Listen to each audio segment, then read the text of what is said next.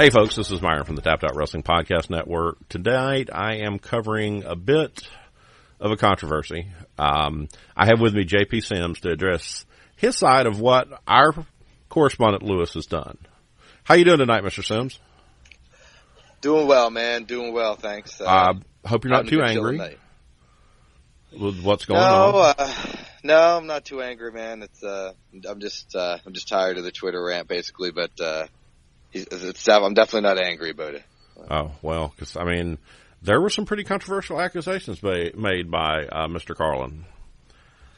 Yeah, no, there was, and but you know, he's certainly not the first one to make comments about me like that, you know, and he's as far as I'm concerned, you know, not the. Well, I guess I really shouldn't care about sounding like an ass, but I should. Like he doesn't mean enough to care when he makes comments like that. Like if I feel like he just did that, you know, to get a little bit of attention on himself, and I'm not going to give him that. So getting angry about it, you know, sure I wasn't happy about it, but I didn't feel like giving him the victory by you know, being angry about it, you know. And it's a stupid thing to say, that he said, and you know, he said a lot of pretty shitty things, but you know. Hey, if that's what'll get him some likes and some retweets, then, you know, let him do his thing, right? Yeah, that's the weirdest thing, because I have never seen the side of Lewis, but he is so venomous in the last few weeks.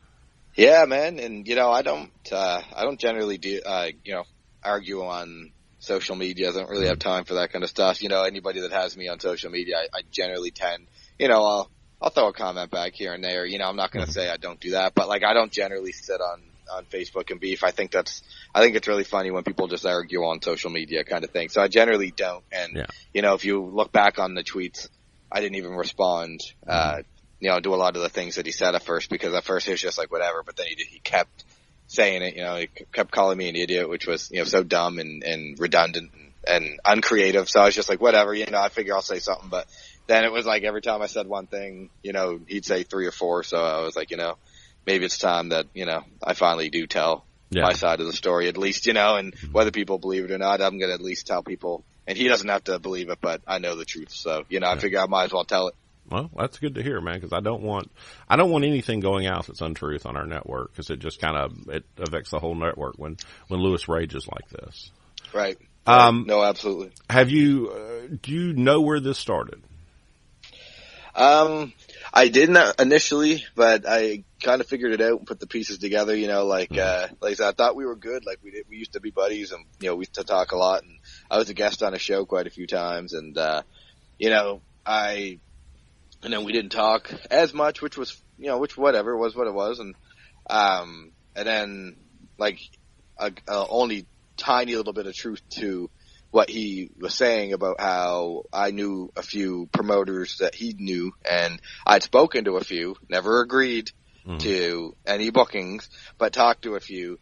And basically after that, that's kind of when I stopped hearing from him, until that rant, you know, and, that was basically, we just didn't talk, and I didn't even think anything of it. And then it was like, you know, kind of what the hell, like, cause we really didn't message each other at all. And, you know, it's like I said, I talked to a few of the promoters and stuff like that, but it was almost like, you know, I don't know if maybe he got a little boo-boo face when, you know, maybe I didn't, you know, I didn't end up working for who he thought maybe I should work for, or, you know, whatever the case may be, I don't know. But, you know, he got all upset and, you know, decided to say that I no-show bookings, and, you know, that's not what happened. That's a big deal in the wrestling business.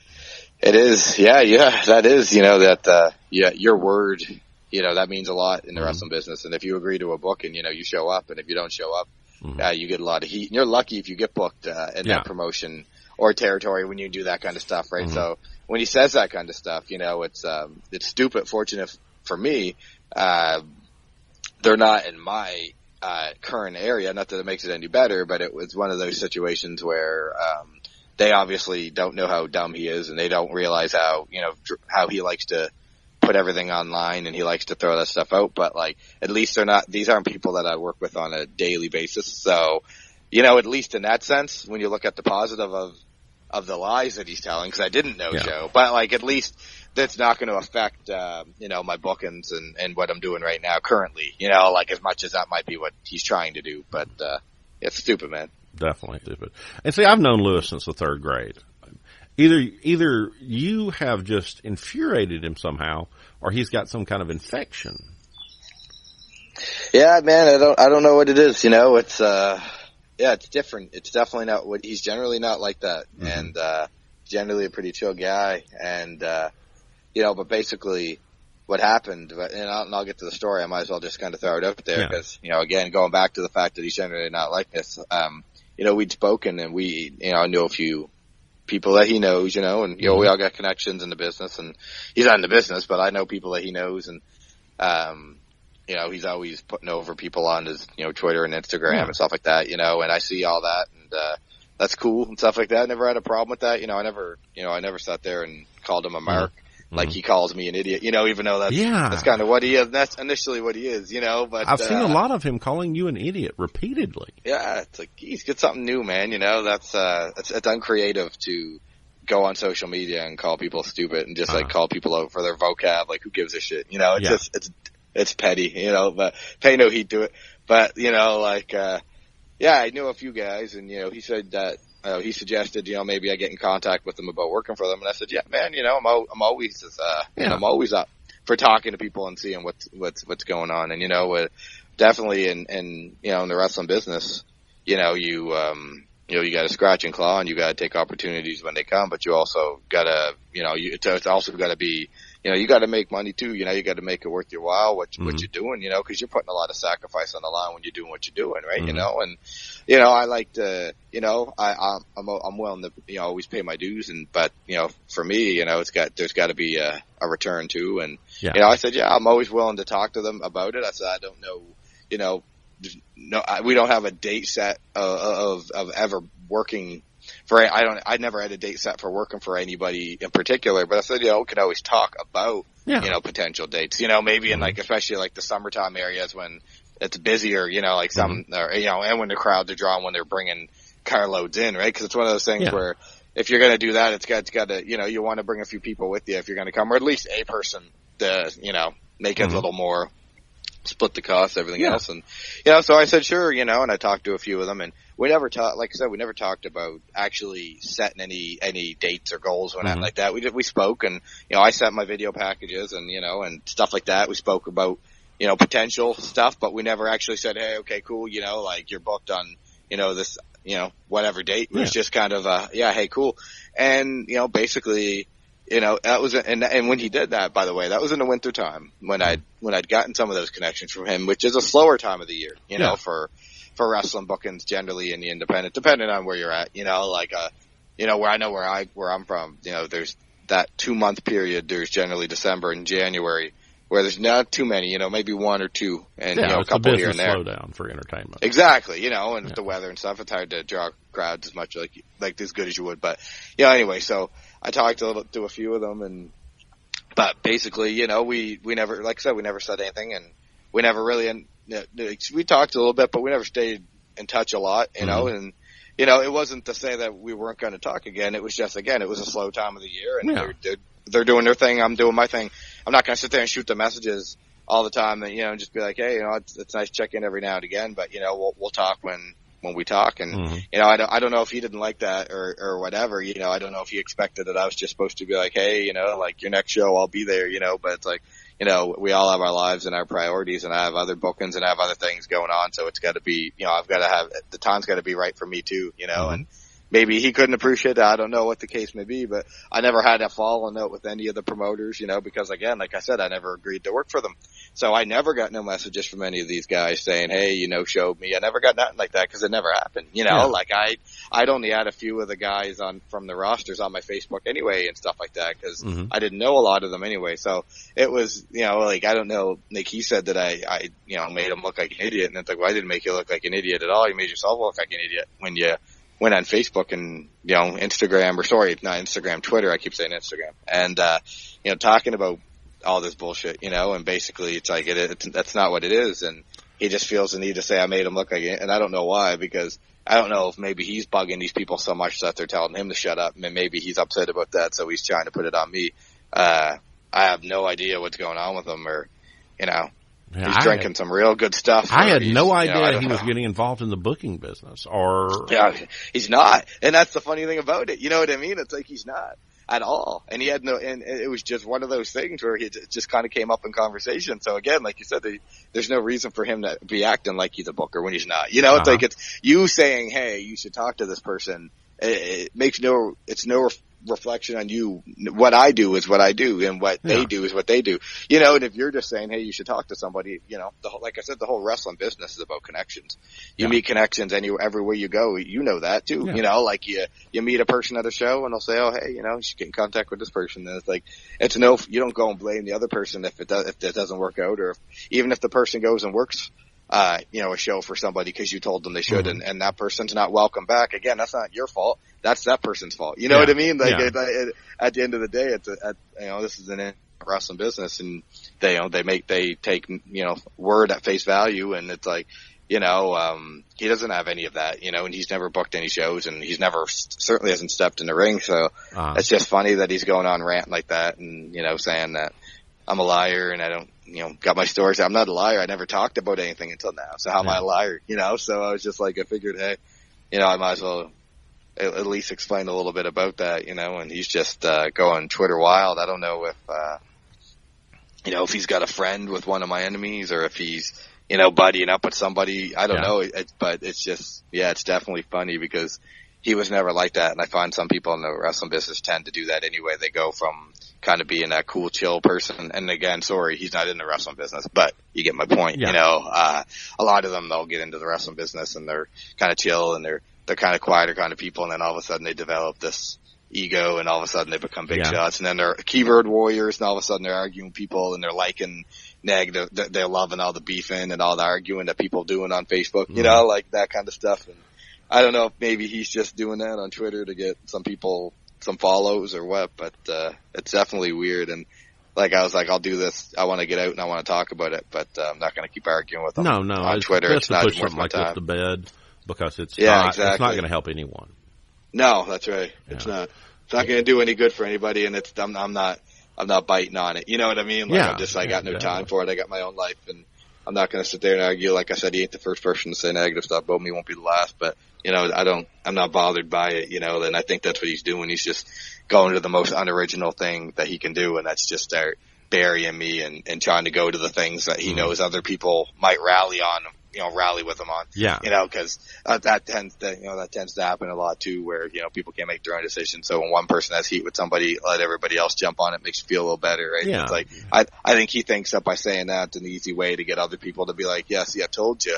You know, he's not so cool. You thought he was cool, but he's not. And it's like, no, you're just going to the unoriginal. Well, it's not making him actually any real ground. I don't see what he's trying to accomplish here.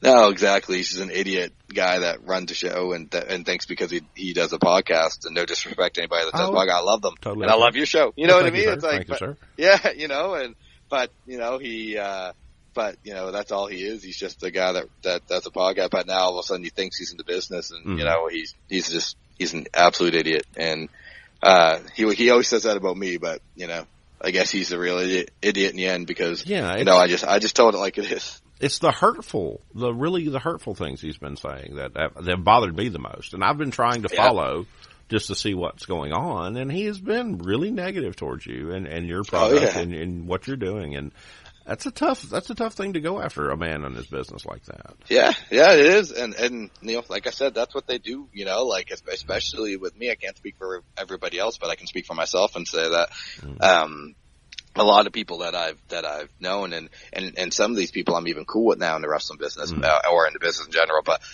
you know, there's a lot of times where, when they like me, you know, they love me and I'm cool, you know, I'm this, I'm that. But then all of a sudden once they hate me, I'm everything that's bad about the business. I'm everything that's bad about, you know, professional wrestling. And, you know, and it's so stupid, you know, like just to be like, all of a sudden now I'm an idiot and I'm professional. And all of a sudden now they'll book me. It's like, you know, buddy, I can get a lot of bookings, you know, like I work around my own bookings. I have my own schedule. Like I said, I have my own life and I work around that stuff on my own. And that whole, you know, you can't get any bookings on your own again has been regurgitated for 5 years. So it's another easy go-to, you know, so it's it's like I said, it's funny. I was like disappointed but sad that somebody would just go to that just to think that that's what he should say. It's like, man, he's way behind. He's got to go back to 2011 and get on that wagon. He's trying to go to that stuff. I've definitely grown past that. And, it's foolish, man. It's unfortunate, but, it is what it is. Like, sometimes, you get friends, you lose them and you meet people, in the business and you're buddies with them. Sometimes you're not. And, whatever, right? Whatever helps them sleep at night. Yeah. Yeah. If there's anything you would want to say to Lewis, like man to man, like not harmful or anything about this whole thing, is there anything you would say? Yeah. Grow up, idiot. You're 40-something years old. You should probably start acting like it. And, you say a lot of things on Twitter, but you've never had the balls to inbox me any of this stuff. And, unless you actually want to be a man and talk about it, I'm not going to sit there and argue with you. It's done. It's over with as far as I'm concerned. I'm over it, Lewis. It is what it is, man. I've been worried about him ever since he got obsessed with Japan and New Japan Wrestling. He's been acting extremely weird on the whole. He keeps sending me all these messages about Big Cass joining the Bullet Club. And I'm like, Lewis, stop. Nobody wants that to happen but you. I'm hoping there's something we can do to end this. And on behalf of the podcast, I certainly apologize for what's happened. Hey, man, no, it's all good. It's not your fault, man. Lewis is acting on his own. He's gone rogue. And I'm very worried about him because he's a very long-term close friend. Yeah, I wonder who he's working for. He's going to be doing something, man. It's unfortunate. Like I said, long-term friend of yours. And, I've been a buddy of his for a couple of years. And I definitely I don't know who he's working with. And I don't know what his motive is. And it's what I don't know, man. He gets obsessed with it's like he's going into business for himself.